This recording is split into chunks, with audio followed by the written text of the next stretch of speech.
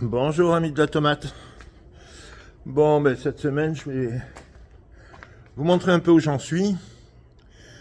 Et puis après, je vous répondrai à pas mal de questions qui me sont posées sur la chaîne. Et je vous remercie pour Jean-Pierre parce que beaucoup de la vidéo était pas mal vue. Enfin, par rapport à ma chaîne. Hein. Et j'espère que vous y avez rendu une petite visite. Bon ben voilà, je vais vous montrer. Alors ce qui s'est passé, c'est que j'ai sorti tous les plans greffons et greffés et greffes et porte-greffes de la couveuse et j'ai tout mis au froid. Voilà, tout est sur table, au froid, rangé par variété. Donc ça c'est les greffons. Ça c'est les greffons que j'ai semés une semaine avant les porte-greffes. Donc là maintenant ils vont pousser tranquillement au froid. Alors en ce moment on a la chance d'avoir des températures assez chaudes, enfin assez chaudes, je mets le pull quand même. Hein. Mais enfin on n'a pas de température négative le matin. C'est la chance d'habiter dans le sud. On a eu très froid pendant un moment et puis là... Et là, vous avez les porte-greffes. Alors, les porte-greffes ont été semés une semaine après les greffons. Et vous voyez qu'ils sont quasiment aussi gros. Voilà. Donc là, il y a environ 3500 à peu près porte-greffes. Bon, je vais pas tout semer d'un coup. Hein, parce qu'après, je vais les bouturer. Enfin, vous verrez ça. Je vais les bouturer pour pouvoir regreffer dessus. Ensuite, bon, c'est un peu le boxon parce que j'ai travaillé hier, mais il s'est mis à pleuvoir, il y a eu de l'orage.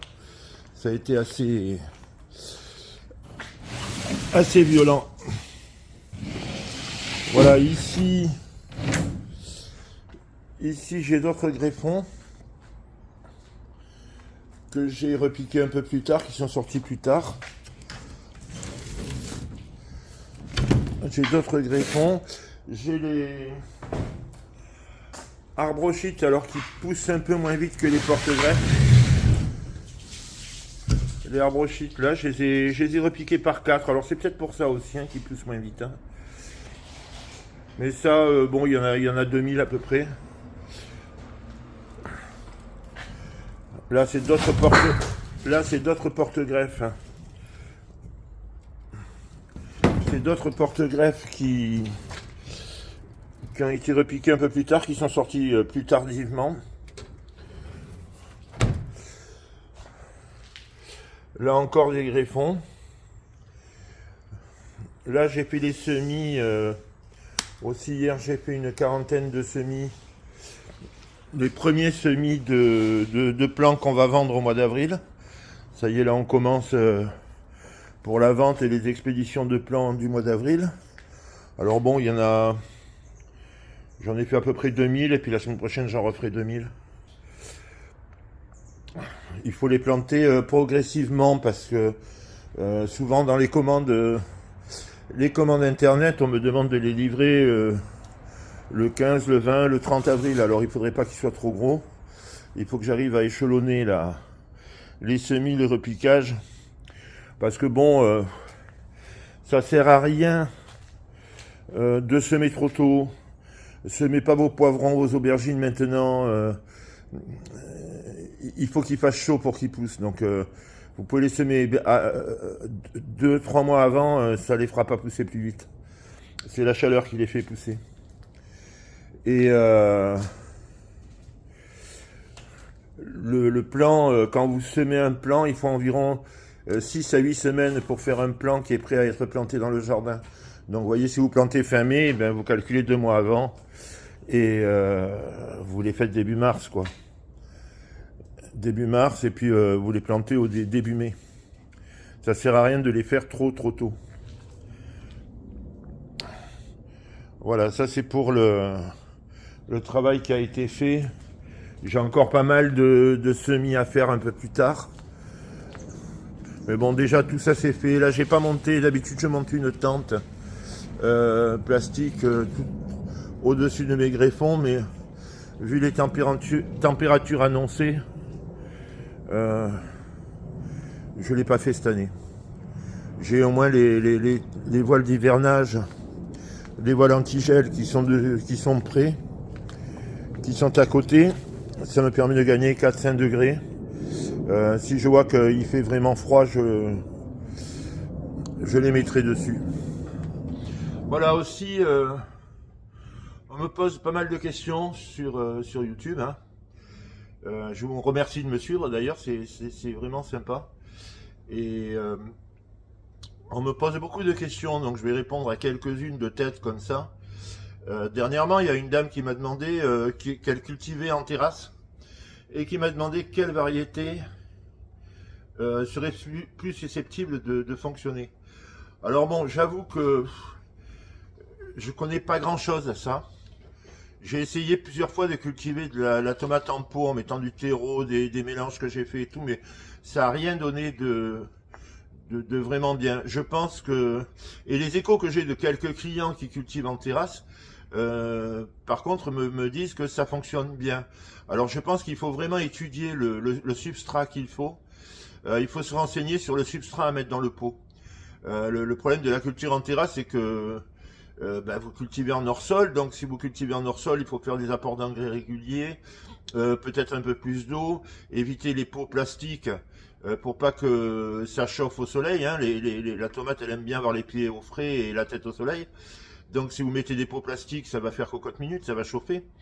Donc je pense que c'est pas vers moi qu'il faut se tourner, il faut se tourner vers des gens justement qui font ce système de culture. Alors j'ai pas regardé sur YouTube, mais je suis à peu près sûr que on doit pouvoir trouver ce genre de renseignements.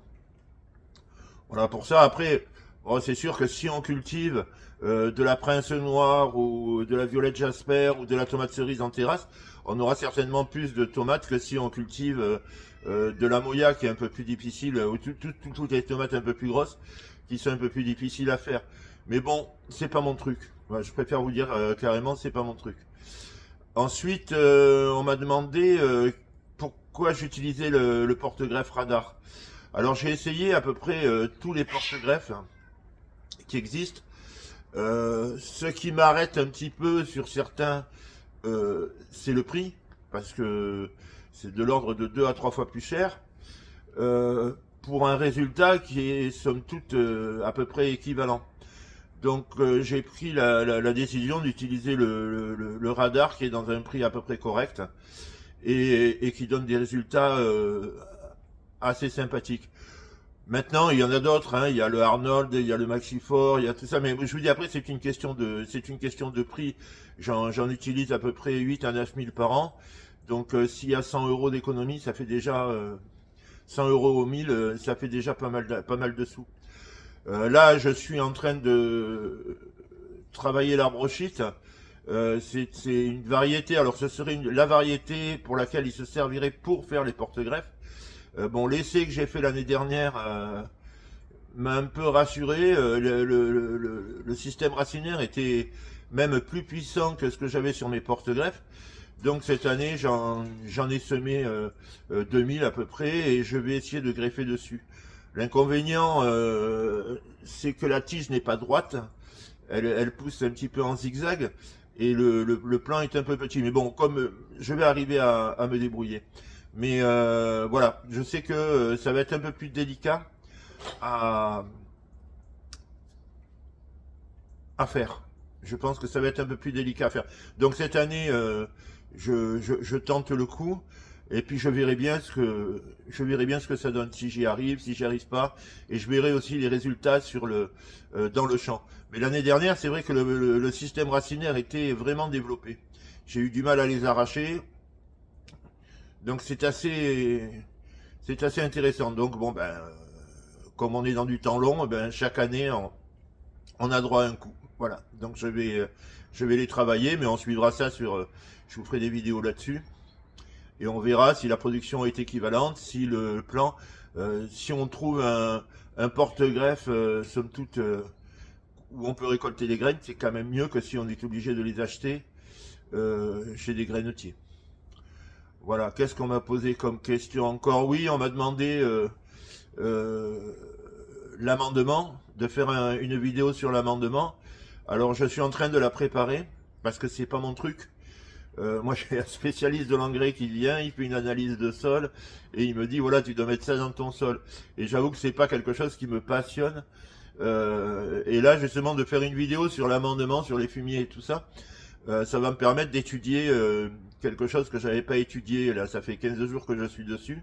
J'essaierai de vous sortir quelque chose, comment dire, enfin, j'espère vous sortir une vidéo qui est à votre portée. Et quand je dis ça, c'est pas intellectuellement que je parle, c'est à la portée de ce qu'on trouve à notre disposition autour de chez nous. Voilà, c'est pas d'aller au magasin et de faire comme moi en fait. Ça c'est la solution de facilité. Et de faire comme moi et d'aller acheter un engrais complet et de le mettre dans son jardin.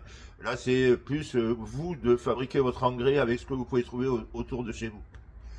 Voilà, et puis sinon bon bah ici fait pas beau. J'ai pas sorti toutes les tomates de l'année dernière, elles sont encore sur le sol de la serre. Je comptais le faire et puis voilà, et puis il s'est mis à pleuvoir et puis il faut que je les sorte quand il fait chaud et sec pour pouvoir les brûler sans enfumer tout mon voisinage, parce que ça s'est construit pas mal autour de chez moi. Et si j'enfume tout le voisinage, je vais avoir le droit à la police. Enfin, ce qui est pas grave, hein.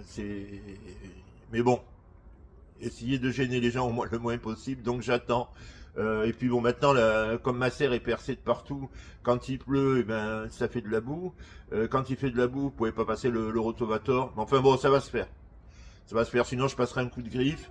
Je passerai un coup de griffe et je passerai pas le rotavator et je planterai directement dans un sol qui n'a pas été remué. Comme ça fait 20 ans que je le remue, la terre est quand même assez meuble.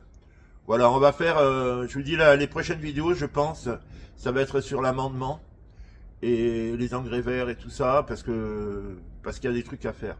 Voilà. Bon, bah écoutez, je vais me remettre à bosser, là, j'ai pas mal de boulot. Et puis, on se revoit la semaine prochaine.